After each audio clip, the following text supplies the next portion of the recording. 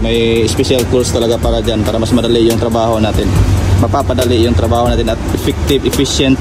Magagamit pa natin yung mga puwersa natin sa ibang mga gawain. What's up mga boss, manangaro sa lahat. Ayan, Lexus 200X Hybrid. Magpapalit tayo ngayon ng brake pad dito sa likuran gamit itong tool na to. At syempre naka-service mode na to mga boss gamit yung scanner. Pwede mo naman i-follow yung mga steps paano i-service mode, kasi halos sa mga Lexus mga boss is hindi napipress yung caliper piston kapag hindi naka-service mode. Ayan, so ito yung tawag na brake caliper tool. Set na to siya mga boss, kasi hindi to napipress ng ganito lang, ordinary lang. Ayan, so kita ko sa inyo mga boss. So may mga kasi-klase itong mga bala, yan mga adapters sa klase yung mga sasakyan, kasi iba-iba yung mga lalo sa mga Volvo, mga Mazda. Ayan, so pwede ito mga boss. Yan, meron siyang mga so ang brand nito is Astro Products, at ang price nito is nasa 3,800 yen or nasa mga 1,000 plus lang sa Pilipinas, Philippine money. Ayan, so tuturuan ko kayo mga boss kung paano to gagamitin. Ito na yung set niya. Ayan, so hindi to pwede kasi i-press. Pagkita, tatanggalin ko muna to.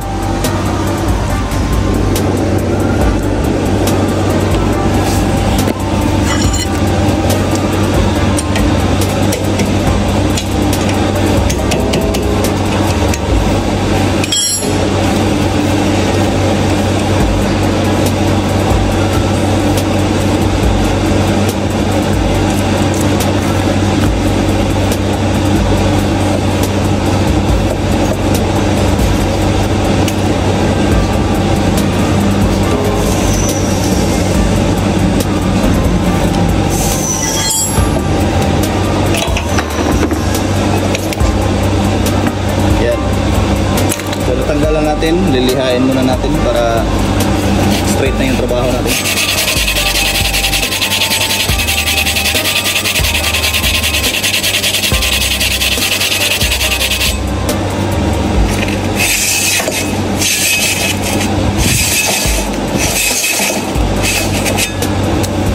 Yan, so kunting hangin, kunti lang. Goods na yan. Yung mga bashers natin dyan, non-asbestos na po ang mga brake pads ngayon. Pero take care pa rin mag-mask pa rin kayo. Yan, huwag nyo kung gayaan, wala akong mask. Tapos ito yung mga dos, kita ko sa inyo, ito yung kanyang piston. Yan, nakikita nyo naman to sa ibang mga units kapag mekaniko kayo na magawa ng mga units. So hindi po yan napipress, so kailangan nakapress and then ikot, at ito yung gagamitin natin. Pwede naman kayo mag DIY ng mga tools dito, at comment down below yung mga tools yung mga DIY ninyo.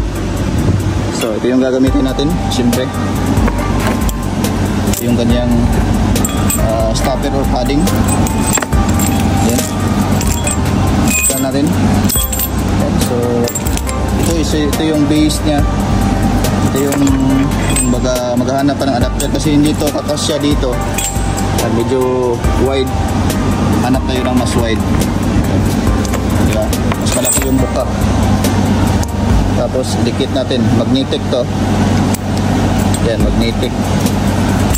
Ayan ito mga boss, mahulog pa. Sorry. Yan na yung pormahan natin. Kabit muna natin mga boss, tapos pakita ko sa inyo yung slot nito or itong mga pin. Dapat naka dito sa mga mga kanal. Yan, kabit muna natin.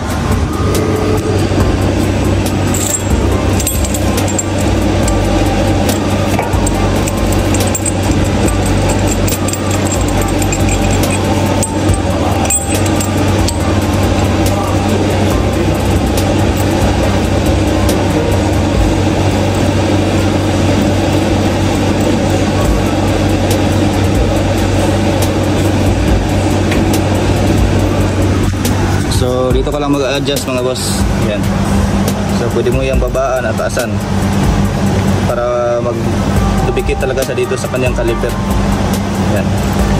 Kung pagluwagan natin, di ba? Kung mababa yung stopper. Tapos yung mga pin nakalagay talaga sa doon sa piston. mga slot ng piston. Ayan, so kapag ganyan na, iikutin na natin to mga boss.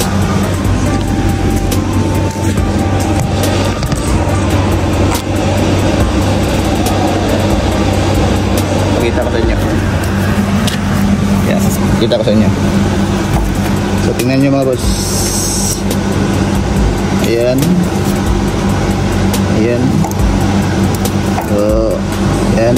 So bumababa yung piston. Tapos at the same time pinipress siya mga boss. Iniikot siya. Kapag ganyan lumuluwag kasi yan. So adjust nyo lang to. Ayan. So kapag dumikit na siya dito, ikot na naman. Ayan. So iba-iba kasi yung ano mga boss, tawag natin dito thread. Diba, bumaba na yung piston. Ayan. So pag full na siya, so goods na yan. Tanggalin nyo na to. Ayan. So clockwise lang para lumuwag siya. So matatanggal nyo na to mga boss. So yeah, ganyan lang kadali mga boss. At kakabitan natin to.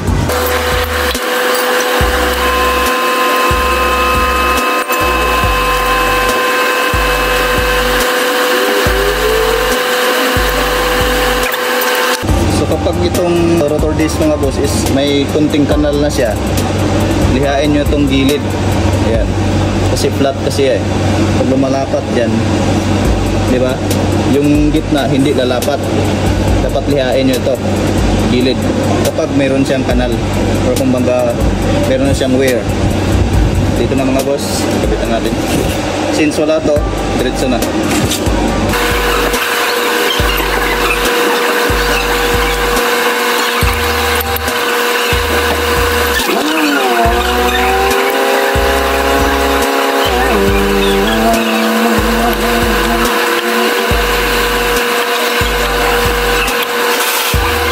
Kapag hindi nyo ma-press yung mga pin niya dito sa kanyang caliper, dapat linisan nyo talaga mga boss, tapos lagyan ng bagong grasa.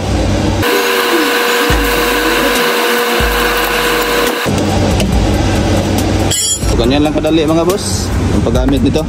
At sa iba't ibang units pwede ito mga boss. Yan, kasi may special tools talaga para dyan, para mas madali yung trabaho natin, mapapadali yung trabaho natin at effective, efficient. Magagamit pa natin yung mga puwersa natin sa ibang mga gawain.